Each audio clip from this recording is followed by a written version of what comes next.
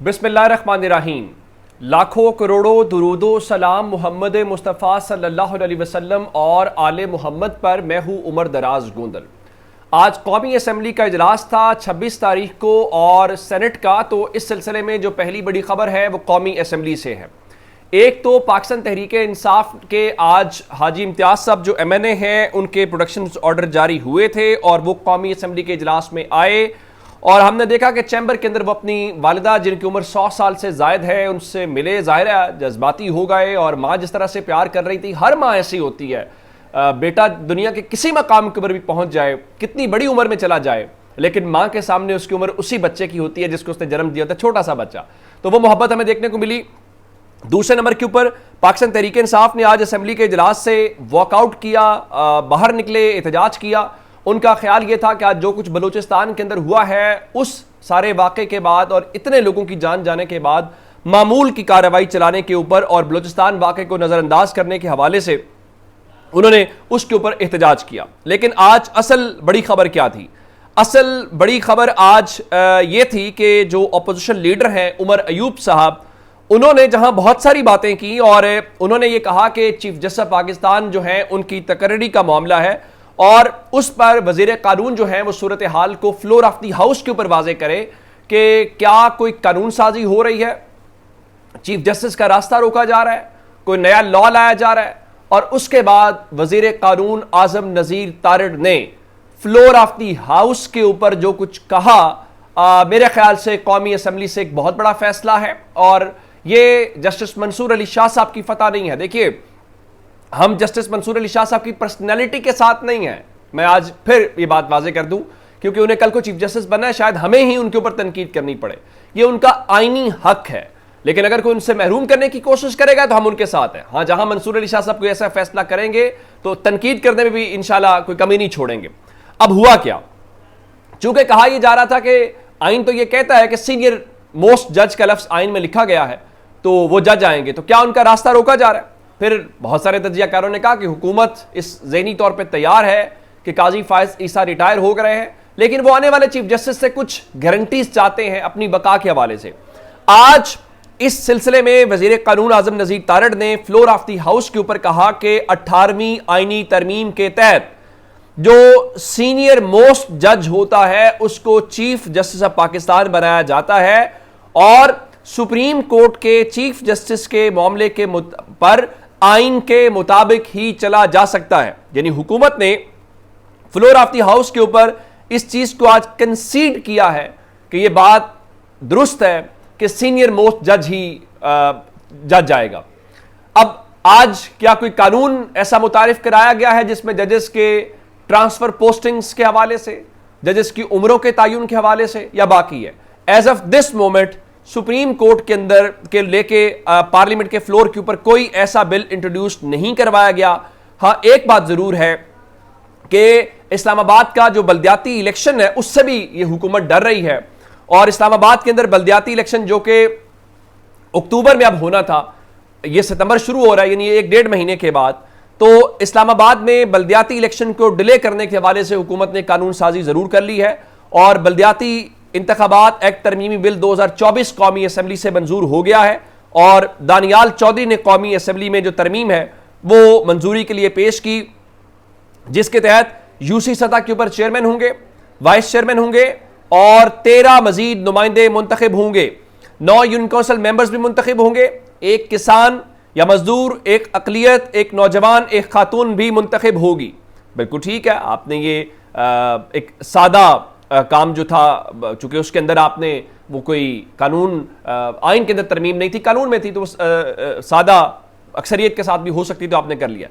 लेकिन सिर्फ सवाल इतना है कि पिछले 16 महीने की हुकूमत और फरवरी से ऑनवर्ड 2 साल की हुकूमत आपकी तकरीबन बन जाती है।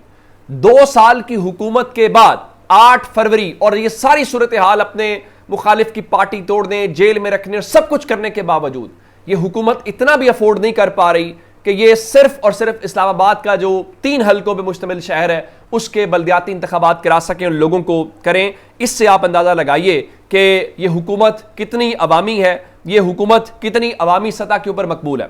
फिर आज फ्लोर ऑफ द हाउस के ऊपर इनसे पूछा गया इंटरनेट के हवाले से, फायरवॉल के हिसाब से, तो आजम नजीर तारड़ साहब ने जो जवाब दिया उस पर हंसा ही जा सकता है अपने आप के ऊपर कि ये हमारे साथ मजाक है, कौम के साथ मजाक है, किसके साथ। तो उन्होंने कहा जी इंटरनेट से मुतल्लिक ना पाकिस्तान जो है वो बाकी एशियाई ममालिक से बेहतर है। पता नहीं एशियाई ममालिक से कहां बेहतर है।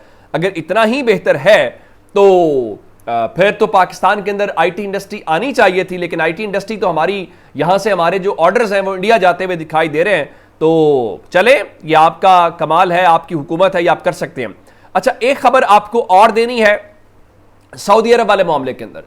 चूंकि इस हुकूमत के पास कुछ भी नहीं है, कहा गया चाइना से इतलात थी कि रोल ओवर करने के हवाले से गो के चीन की बड़ी फौज के सरबराह पाकिस्तान के दौरे के ऊपर हैं, शहबाज शरीफ से भी उनका मिलना हुआ है, आर्मी चीफ से भी मिले हैं।